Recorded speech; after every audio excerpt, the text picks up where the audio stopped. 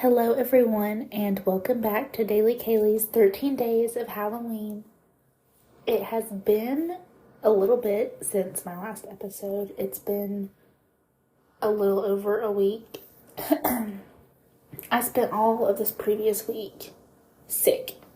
I have not done anything besides clean my house, take care of my kids, and sleep when humanly possible. So, even though I've been feeling better for the past few days, as you can probably still tell, my voice is not normal. I still have a sore throat. I've got like a yucky mucus situation going on, but I am ready to get back to 13 days of Halloween. I say it every year. I say it in every episode. This is my absolute favorite thing about this podcast, about this time of year, about my life in general.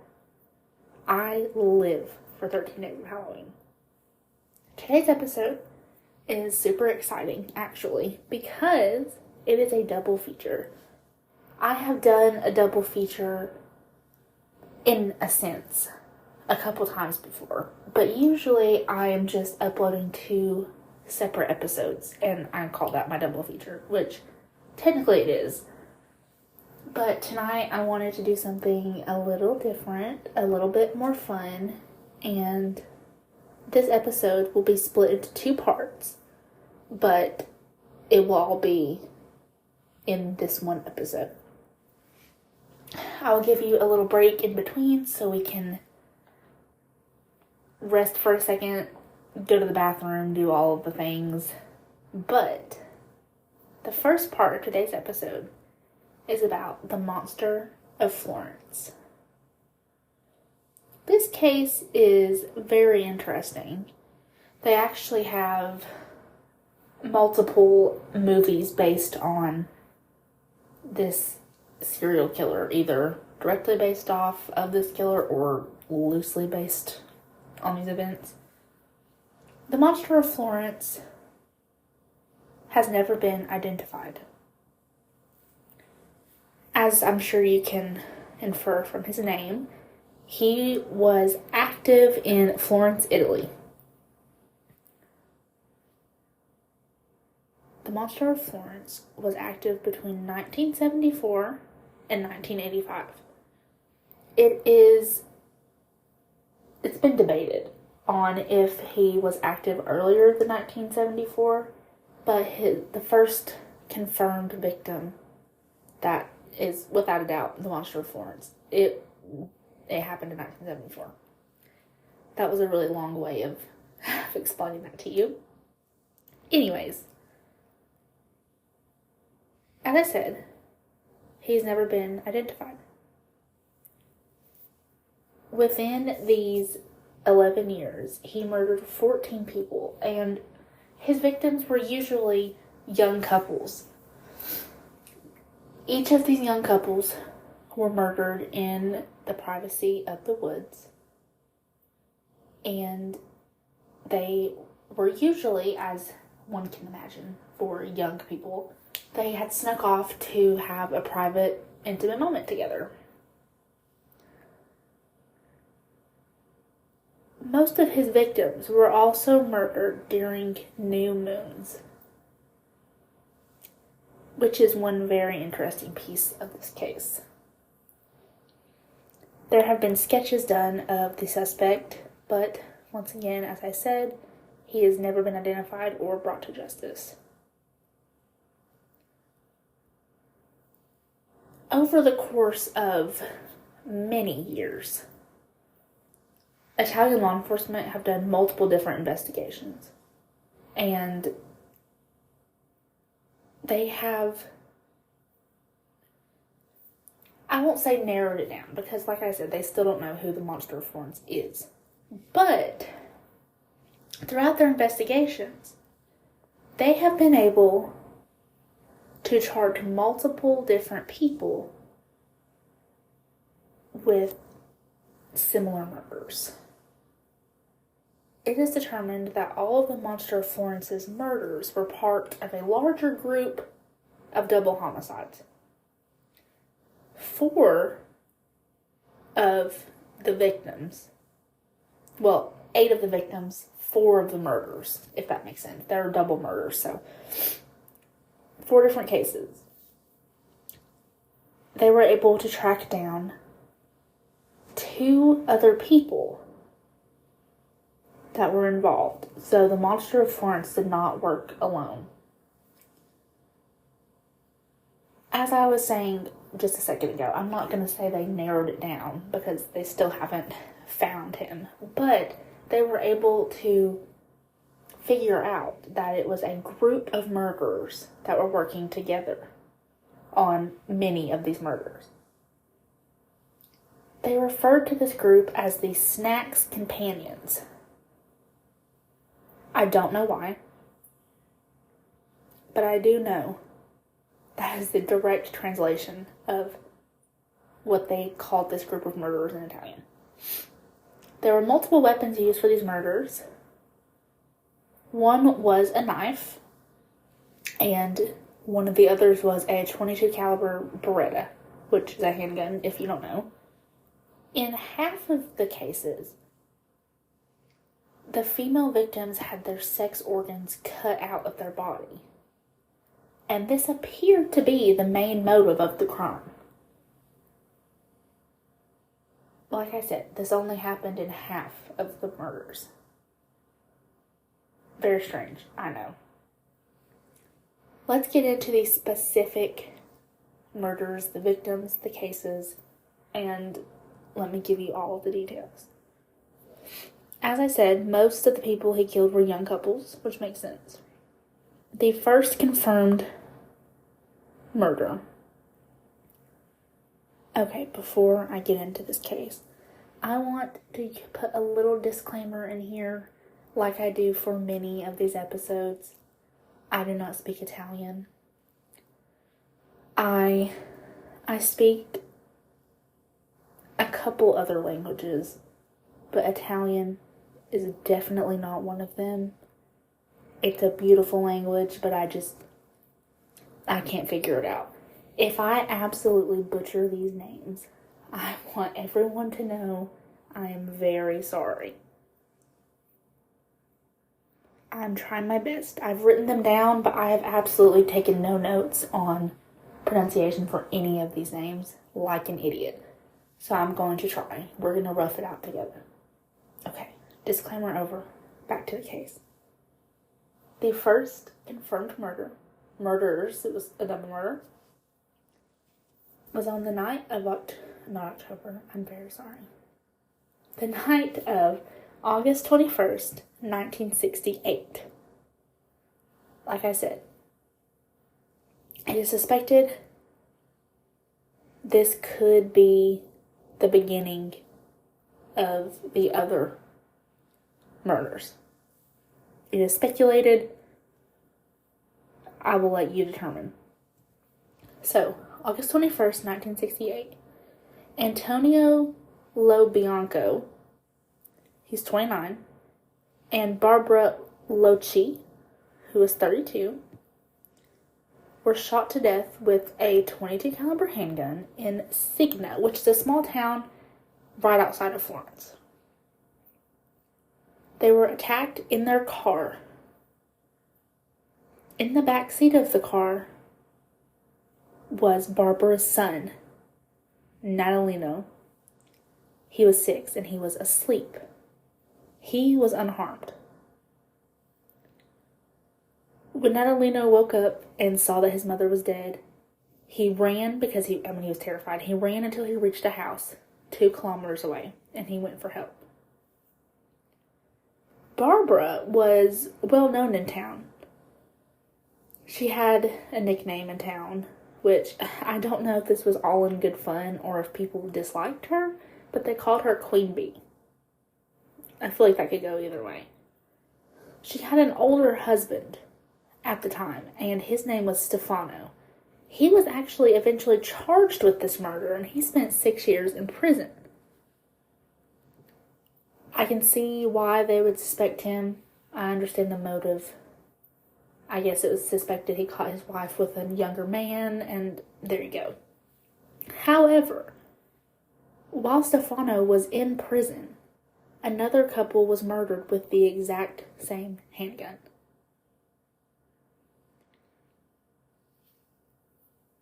Barbara had many lovers, so they had a whole list of suspects. Multiple of them were suspected to be the perpetrator of the crime. They never really figured out who it was. Even Stefano, while in prison, said that it had to be one of them that killed her. Like, it wasn't him. There was no evidence found, even though other murders were being committed while all of his people had been arrested at various times. It was never figured out. In 1982, these murders of Antonio and Barbara, they were linked to a more recent string of murders based on a tip from an anonymous writer who had signed himself in Italian, but the English translation is a friendly citizen. They wrote this letter to the police stating what they believed, I guess, linking these crimes. On July 20th, 1982, there was a file found that was inappropriately stored. It was some records of Stefano's case file. Inside of the record in the file were 5 bullets and 5 shell casings.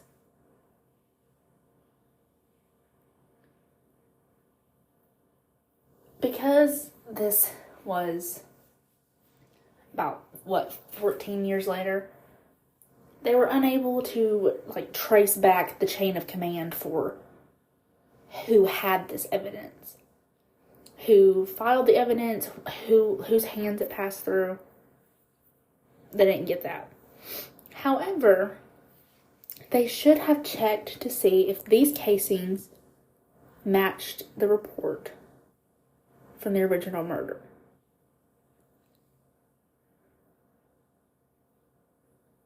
Because these empty shell casings were fired by a gun that were used in 4 similar crimes since 1968, the casings inside of this case file suggested to the police that the perpetrator of the more recent murders was connected with the police and with this file. They were not supposed to be there. They were hidden there. Like I said, it's speculated because the investigation was very sloppy. You can do with that information what you will, and keep that in mind as we go through the rest of the cases. On September 15th, 1974, this is the first confirmed murder. I misspoke earlier, but I think I cleared that up. On September 15th, 1974, 2 teenagers, Pasquale Gentlecore, he was 19, and Stefania Pettini, who was 18, were shot and then stabbed in a country lane near Borgo San Lorenzo, right outside of Florence. They were murdered in the middle of having sex in Pasquale's car. They were not far from this, a club, basically. It was called Teen Club. You can imagine dancing, making out, gross. Anyways, they were supposed to hang out there with their friends. They weren't very far. When their bodies were found, Stefania's corpse had been violated with a grapevine stalk, and she had been disfigured with 97 stab wounds. Just a few hours before the murder, Stefania had talked to one of her close friends about this weird man that was scaring her to death. Another friend of Stefania's recalled that a strange man had followed and bothered both of them during a driving lesson just a few days before the murder. Could have been the same person she was talking about with the other friend.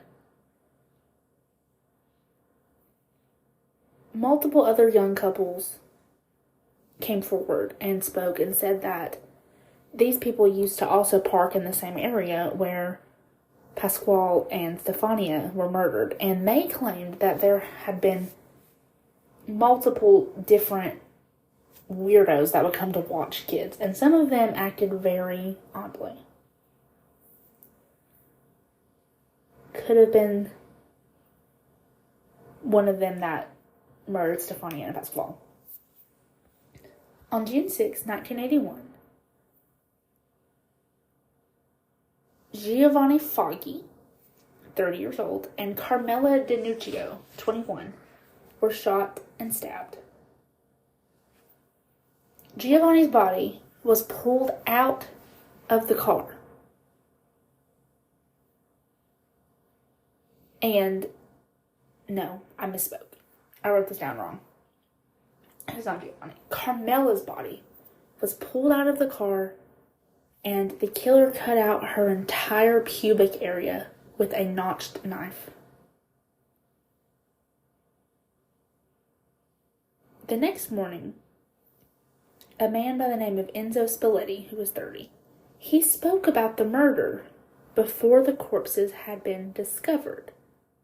He was kind of one of those weirdos who like to watch people have sex in public. Like the ones from the parking lot in the last case. He obviously at least watched it happen and did not step in. He knew specific details about the murder, regardless if he was the one to have murdered them or not.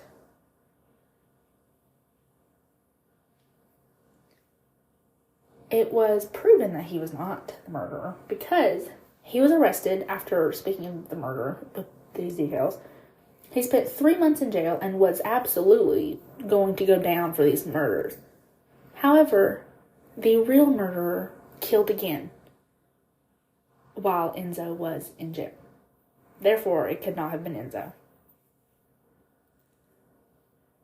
On October 23rd, 1981, Stefano Baldi, 26, and Susanna Camby, 24, they were engaged, they were in love. They were shot and stabbed in a park. Susanna's pubic area was cut out just like Carmela from the last case. The morning after the murder, an anonymous caller called her mother and claimed they wanted to talk to her about her daughter.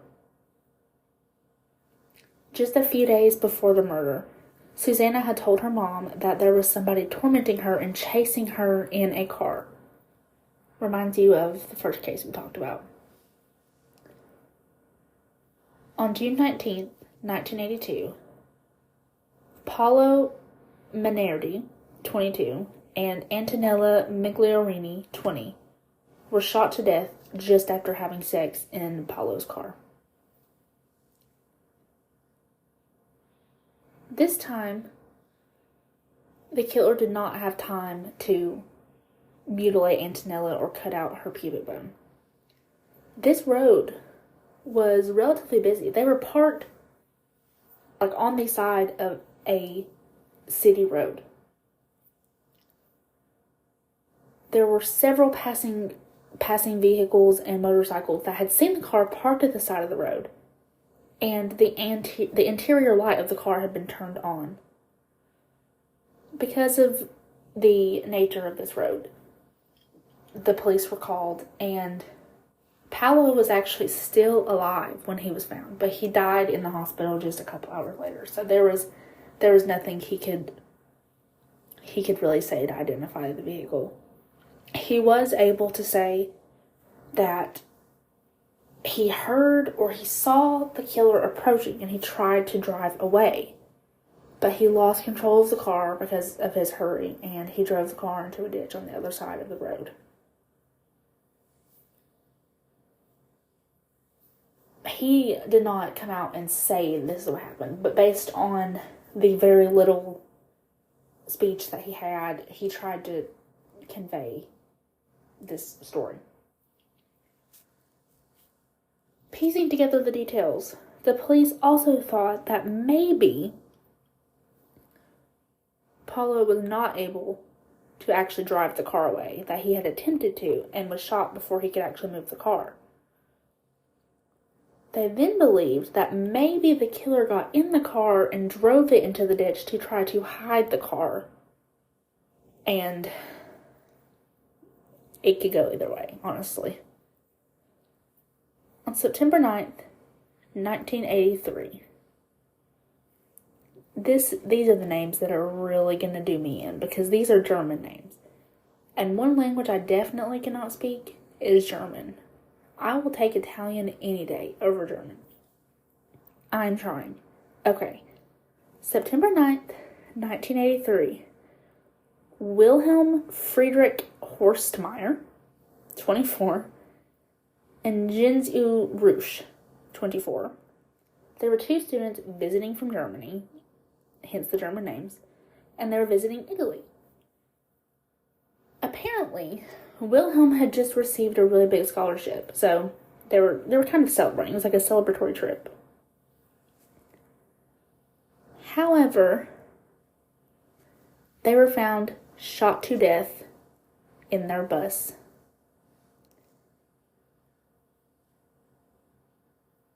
These were both men, by the way. I know the names could probably go either way, but it was an interesting case for the police. It is believed that because of Jin's he had long blonde hair and he was kind of small. It was believed that they were targeted because the killer thought Jin's was female. It is also confirmed that Jens and Wilhelm were lovers based on pornographic materials they found at the scene. Like, they had obviously gotten in their bus and driven to this area to have an intimate private moment, like all of the other couples. On July 29th, 1984, Claudio Stefanici, who was 21, and Pia Gilda Rontini, who was 18, they were shot and stabbed to death in Claudio's Fiat, which was parked in a woodland area. The killer carved out Pia's pubic area and her left breast.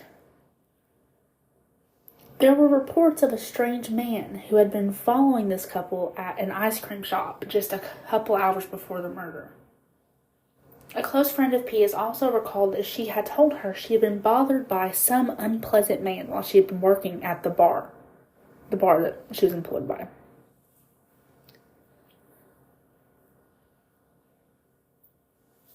On the night of September 7th into the early morning hours of September 8th, 1985, John Michael Cravatelli, Cravatelli, wrote that down wrong, 25, and his girlfriend, Nadine Mario, 36, they were French, and they were visiting Italy. They were camping in the woods, and they were shot and stabbed while they were sleeping in their tent.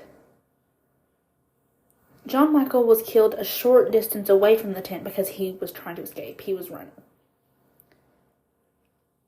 Nadine's body, however, was mutilated. Because they were from France and they were not Italian citizens, there was not a missing persons report. Their families in France, their friends in France, they're like, yeah, they're visiting Italy. There's no reason to suspect that something has gone wrong until they don't come home. However, despite there not being a report, this seemed to only piss off the killer. He sent a taunting note along with a piece of Nadine's breast to the state prosecutor, stating that a murder had been taking place and basically challenging local law enforcement to go find these victims. An innocent citizen, picking mushrooms in the area, discovered the bodies just a few hours before the letter arrived on the prosecutor's desk. And those are the cases. It was not until Antonio Foggy and Carmela Denuccio's murders in 1981 that the police finally realized these killings were definitely connected. After this murder, they tested the weapons, they tested the shell casings at the scene, and confirmed it was the same gun that had been used in both murders. It was at this time that the killer was deemed the monster of Florence.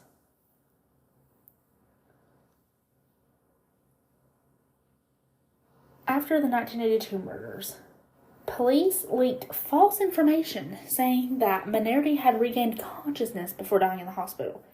Basically, to scare a suspect into doing something incriminating. To think that he had spoken and he could identify the suspect, basically. Soon after this, an anonymous tip called for the police to look back into the Lobianco and Loci murder from 1968. The first one that I said is debated on whether or not it's related. It was determined the same gun had been used, and this is when they kind of realized Stefano couldn't have murdered his wife and her lover, and it was just a very strange case. However, when they were going back through the files, they were going over his statements. All of his statements in his police interviews were inconsistent. He would shift the blame. It was just very interesting. A former lover of Barbara Loci, by the name of Francesco Vinci, was arrested first. His car had been found hidden the day that the false information about the Minerdi case had been leaked, which was kind of interesting. They kept Francesco in custody for over a year, even during the 1983 murders, when it could not have been him. After they did some more research, some more investigating, they also brought in Stefano's brother and brother-in-law, Giovanni Mele and Piero Mucciarini. While all three of these suspects were in custody, the 1984 murders happened. At this point, they had to release all three. There was really no more they could do. They could not pin these murders on any of these people. After this, they focused the investigation on Francesco's brother, Salvatore Vinci. He was also a former lover of Barbara. She gets around. Once again, in 1985, there was nothing. There was absolutely nothing. The main reason that they wanted to investigate Salvatore, besides him being a lover of Barbara, is because his wife had died in a fire, and it was ruled a suicide, but it was rumored to be a murder. So they kind of wanted to look into this. They could not pin him with the murders of Barbara. So what they did do was try to charge him with the murder of his wife, because they thought, okay, if we can get this turned into a conviction, we can pin these other murders on him. It'll look more realistic that he was the perpetrator. However, that trial did not go in the police's favor. He was acquitted and he walked free.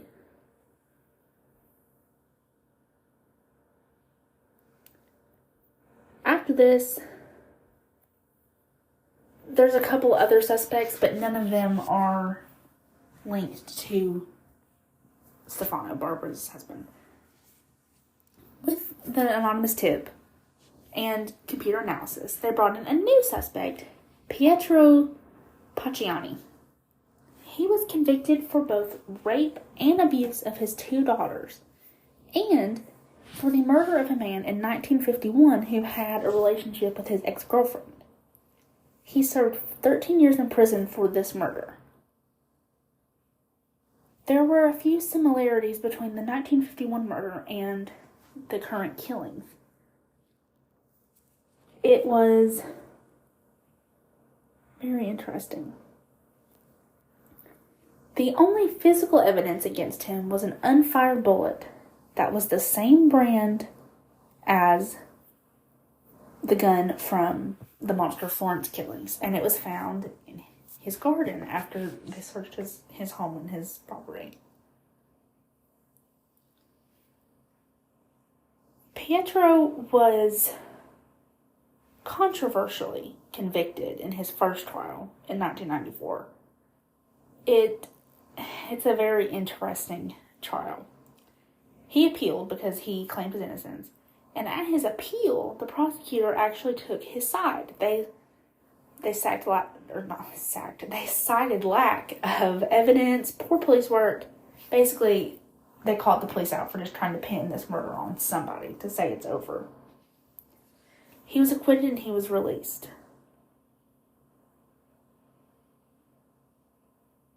A new trial for Pietro was ordered by the Supreme Court in the late 90s.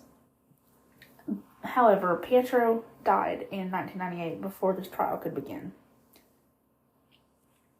Because they were so intent on closing this case, after Pietro's death, they had two of his alleged accomplices tried instead.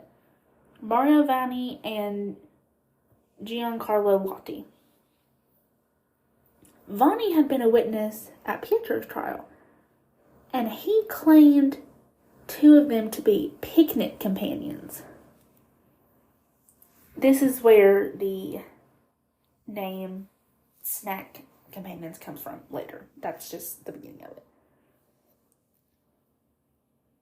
Lotti had been one of these surprise witnesses, and according to Lotti, he said he saw Pietro and Vanni commit the 1985 murder. Because he was questioned so many times before the trial, he actually incriminated himself as well. Both of them were convicted and sentenced to life in prison.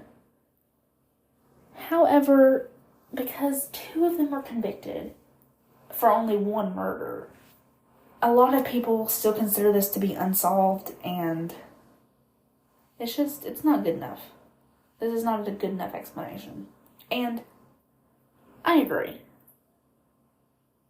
In 2001, a chief inspector for the police announced that these crimes were connected to a satanic cult that was supposedly active in Florence. It's insane. According to Lotti in his testimony, he had apparently spoken to a doctor who had hired Pietro to commit the murders and collect the sex organs of these women to use for satanic rituals. I don't know how to say this respectfully, but I think this is bullshit. I think they are grasping for straws. The cult activities were verified by a pyramid-shaped stone near where Pietro had worked. And according to the chief of police, this stone was indicative of cult activity. It was a symbol for cult activity. They searched the area that Pietro worked. They searched quite a bit of that area, and they found nothing. So like I said, I still think this is bullshit.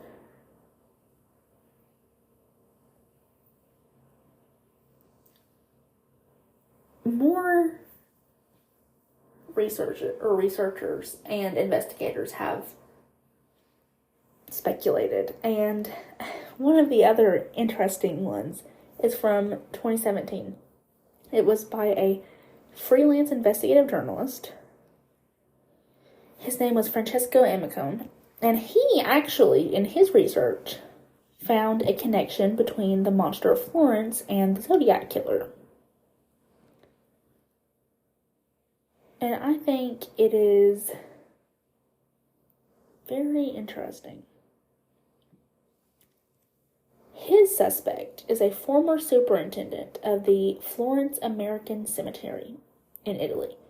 His name is Joseph Bevilacqua, but he goes by Giuseppe. So we'll call him Giuseppe. Giuseppe was born in 1935 in New Jersey. He had a 20-year career in the Army, and he actually left the Army to move to Florence in 1974.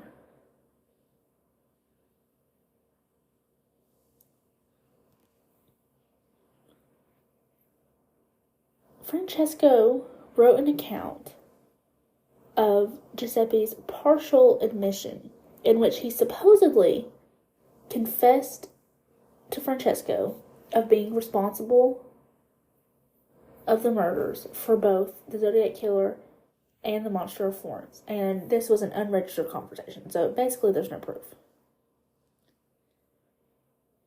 When this was published in 2018, Giuseppe denied that this happened. He threatened with a lawsuit. But Francesco did not stop accusing him. He did not stop claiming that this happened.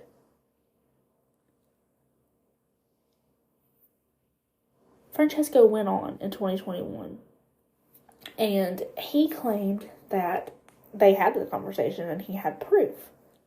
He said that Giuseppe would have been an undercover agent assigned to an investigation in San Francisco. At the time of the Zodiac killings, between 1969 and 1970, he would have been in San Francisco. Because Giuseppe was an Army criminal investigator,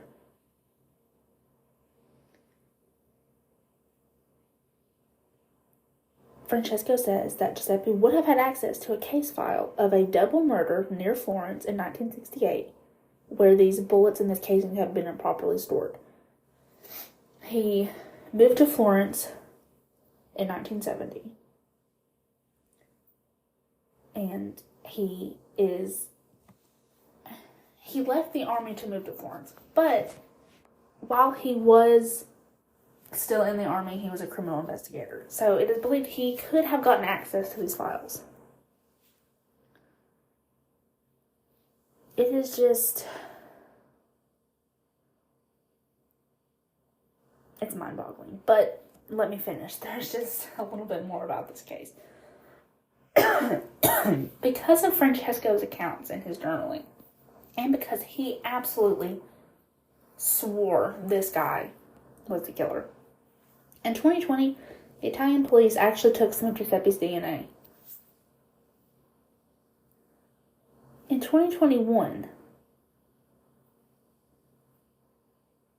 Francesco was shot down.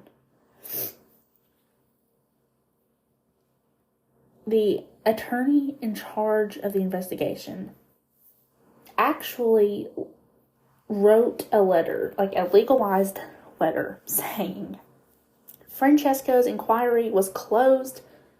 There was absolutely nothing factual about it. It was all just assumptions and suggestions. None of it was true. And that's it. Like, they have no other suspects. Like I said, the two men that were ultimately convicted, I just don't buy it. I consider this to still be an unsolved case like many others. That is the first part of our episode tonight. Let's take a break. I gotta pee. Let's get some water. Let's cozy up on the couch, and we will be back for part 2. See you in a second.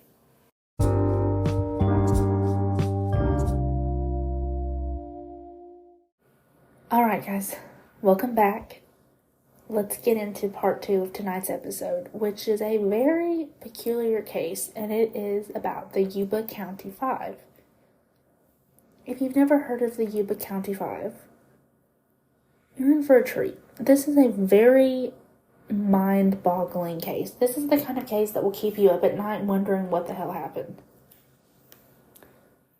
If you're not aware, the Yuba County 5 refers to a group of 5 young men from Yuba City, California. Each of these men had some form of a mild intellectual disability or a psychiatric condition, mental illness, something like that. These 5 men were all friends, They enjoyed sports. They were actually on a community basketball team together that was sponsored by a local foundation that helps the mentally disabled. On the night they went missing, they were actually going to see a basketball game at California State University, which is in Chico, California. This game took place on the night of February 24th, 1978.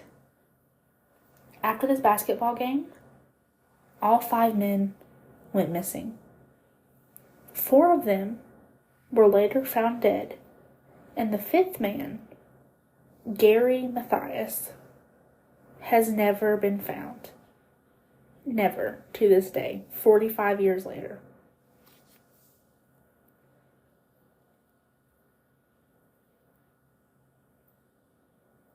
When they went to the basketball game, there was absolutely no reason for anyone, any of their parents, anyone to assume they were not coming home. All 5 men, because of their intellectual disabilities, still lived at home with their parents. All of their parents were aware they were going to the basketball game. Some of them had even reminded their parents they had to work the next day. So to lay out their work clothes for them so that they'd be ready for work tomorrow. They were excited for the basketball game. They'd be home. It was not out of the ordinary. The next morning, when none of them had returned home, none of them had returned to work, that's when they were reported missing. Several days after they disappeared, their car, which was a Mercury Montego, it was found abandoned in a remote area of the Plumas National Forest. It was found on a very steep mountain dirt road. And it was definitely not on their way back home. This was completely out of the way. There was no reason they should be on the road. The investigators could also not determine why the car was abandoned. When the car was found, one of the windows was rolled down and the car was left unlocked. However, the keys were not in the car. So the first thought of the police was, okay, the car broke down. They took the keys to go get help. They were coming back for the car. When they jumped off the car, it started right away. There was nothing wrong with the engine. There was nothing wrong with the car. It still had a quarter tank of gas. There was no physical damage to the car. And it was actually determined, after having the car examined and checked out, that because there was no physical damage to the car with this bumpy dirt road, whoever was driving was either being extremely careful, or more likely, it had to have been someone who was familiar with the area. And none of these men were. Although they found the car in February, they did not find any of the men. There was no trace. It was snowy, it was winter, there was no trace of the men. After the snow was long gone, in June of 1978, 4 of the 5 bodies were found, either inside of or outside of a trailer, which was used as backpackers, as a shelter in the forest. It was 20 miles away from the car.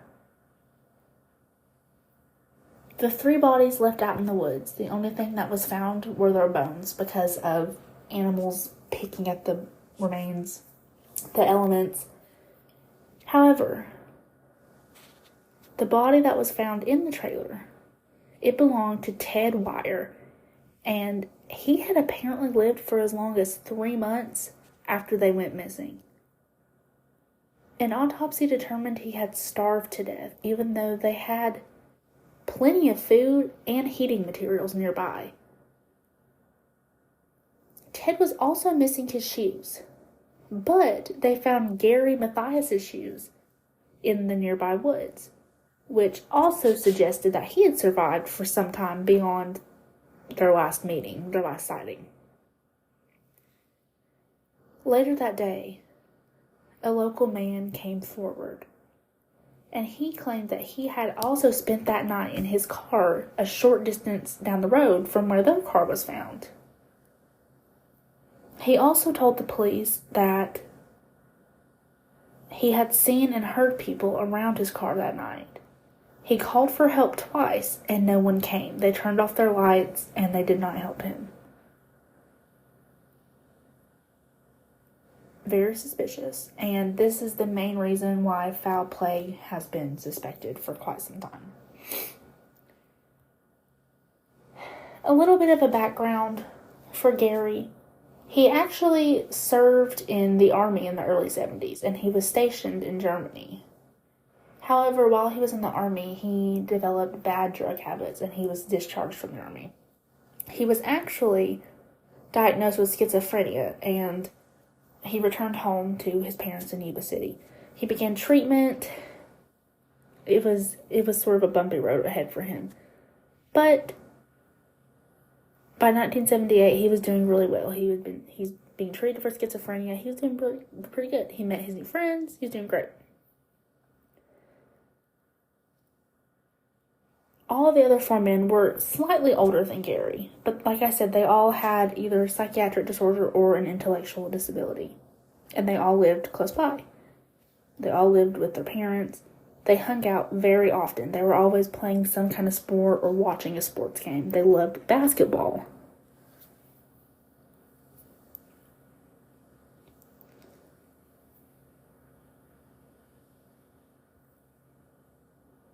This is just such a crazy case. I don't even know where to begin after this. I will say, Madruga, I'm going to refer to all of them as their last names because that is what I've got written down, and it's a lot easier than saying like, oh, Ted and Gary. It's a lot easier. Okay, Madruga. He was the only one besides Gary Matthias who had a driver's license. Therefore, he was the only one with a car. He had the Mercury Montego, like I said, and he drove them 50 miles north to Chico to watch the game. The only thing they had on to protect them for the cool weather was like a light coat. Just like a light coat you'd wear in the fall time, not something you'd wear in snowfall in February if you're going hiking on a mountain. That's very important. After the game was over, they got back in the car and they drove just like a short distance into town to Bears Market, which is basically a convenience store. They bought snacks, sodas, and milk. It was right before 10 o'clock, and this is when the store closed. Now, this is important because this is the only reason the clerk remembered that they had been there, because she was annoyed that they were there so late. After leaving this convenience store with their snacks, none of the men were seen alive again. There's no further recollection of these men. Like I said, by the next morning, their parents reported them all as missing. It was very suspicious. It was not like them to not be home. The police initially searched the route that they took from Yuba City to Chico. They found absolutely nothing. Then a few days later, the forest ranger told investigators he had seen the car parked in the forest on February 25th. At the time, he had not considered this to be a big deal because a lot of people would park on the road and go hiking. They would go skiing. Like, it wasn't weird to see an abandoned car. However, when he saw the missing persons poster, he recognized the car and he thought, that is suspicious. So he called.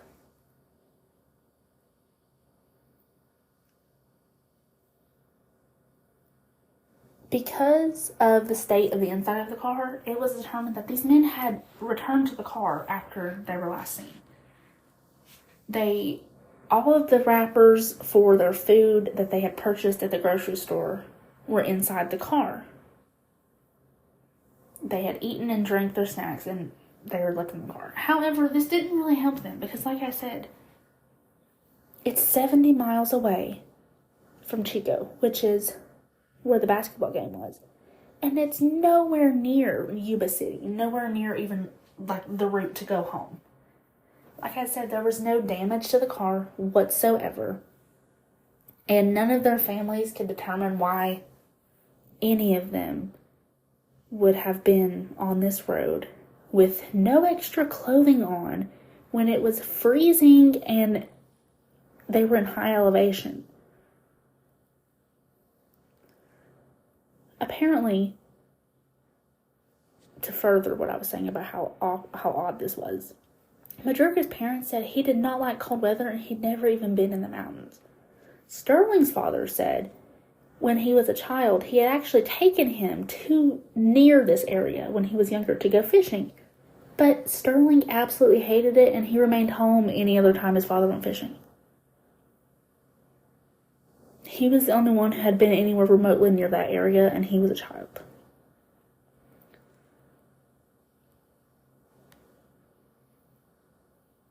Majorca's parents also said that it was strange that when the car was found, the window was rolled down and it was unlocked, because he was not someone to leave his car so unsecured, especially in the middle of nowhere like that.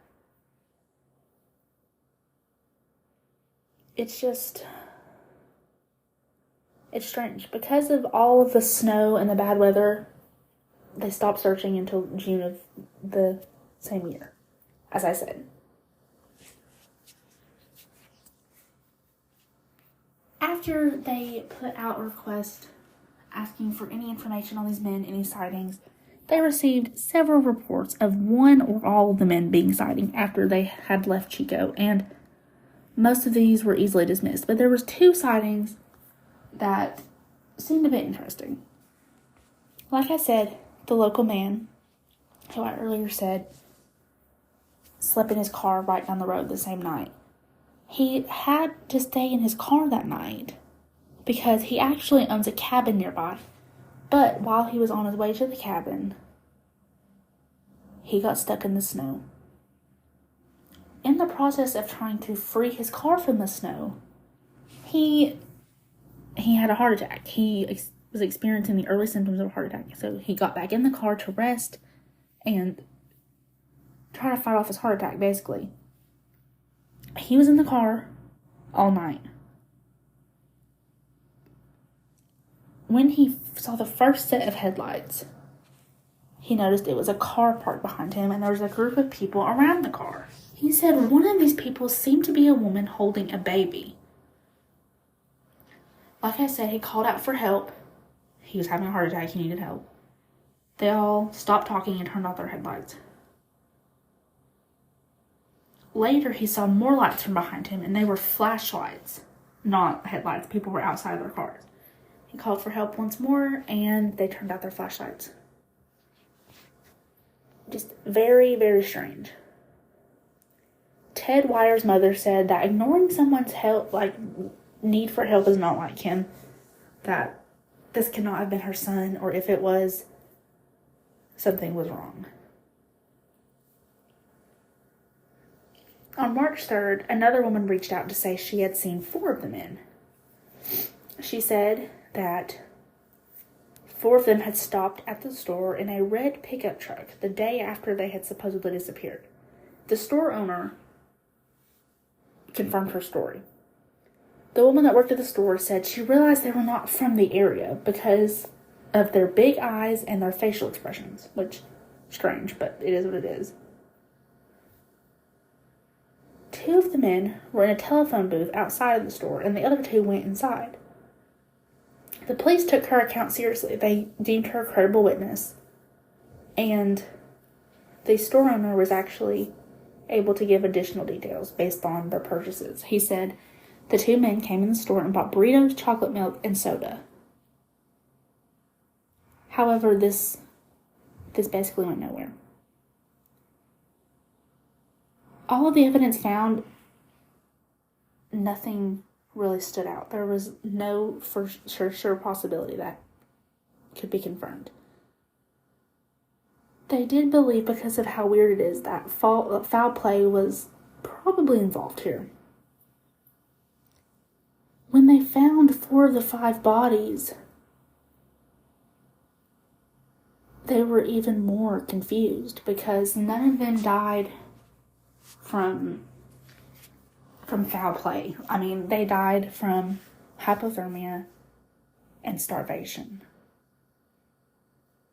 But because Gary was never found, they thought, okay, maybe one of them was rescued, but he never turned up.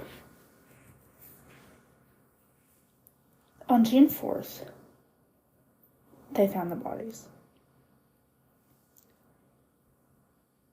This trailer was about 20 miles away from where their car had been.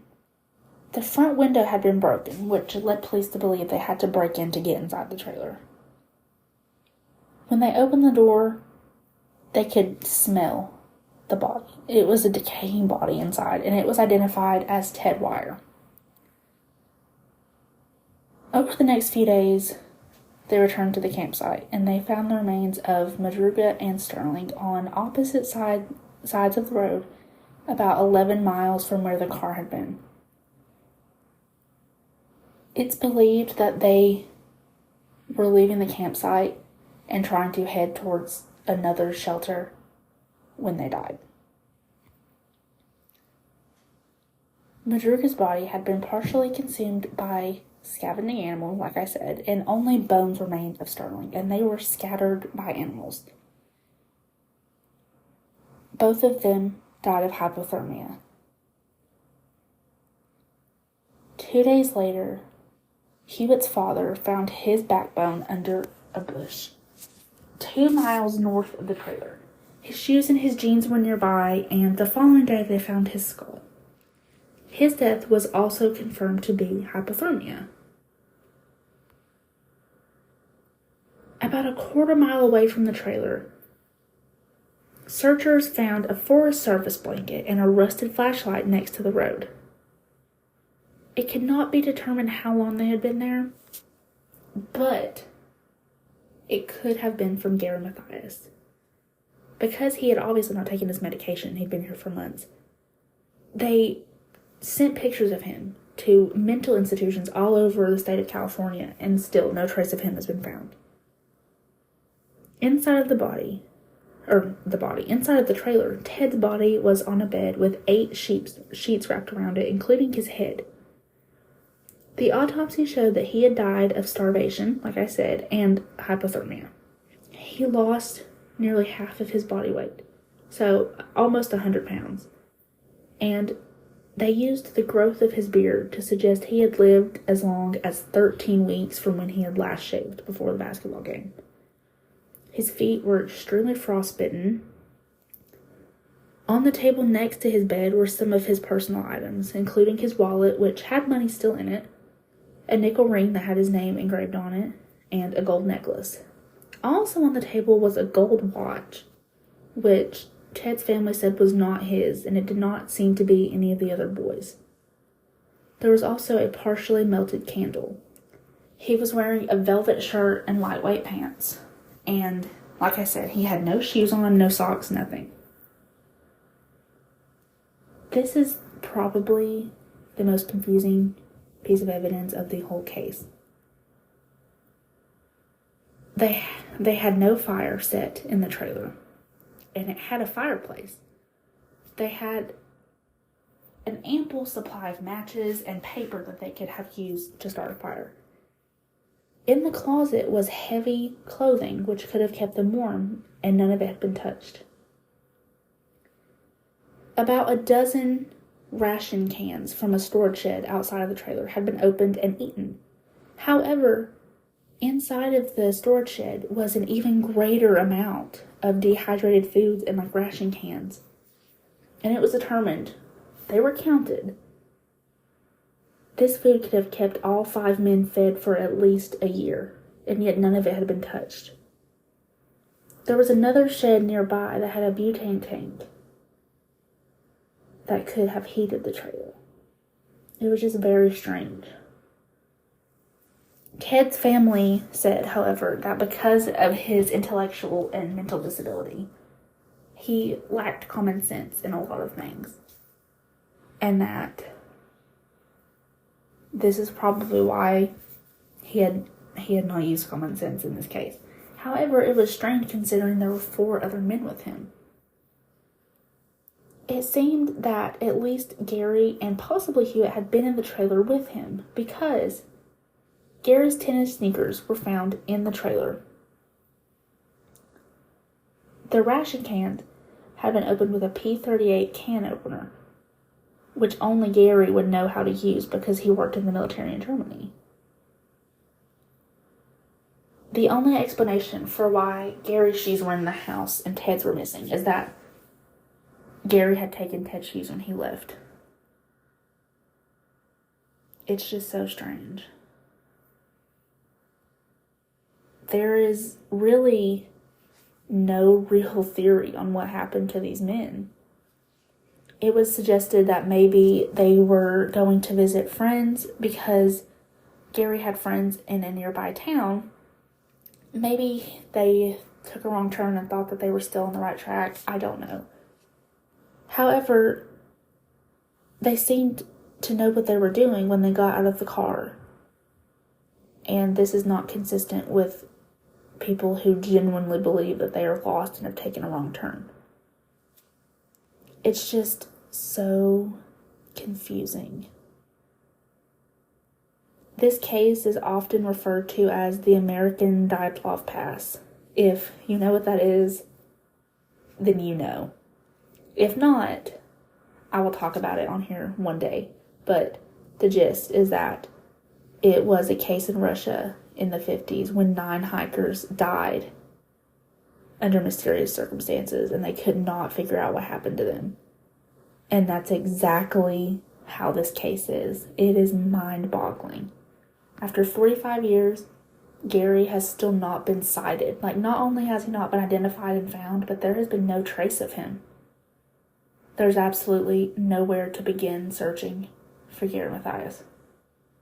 I hope you liked tonight's double feature episode. I will hopefully do more of these in the future. If you guys enjoyed it, let me know and I can plan that for us. But I'm so excited to be back with 13 Days of Halloween. And I will see you guys tomorrow for episode 8. Bye, guys.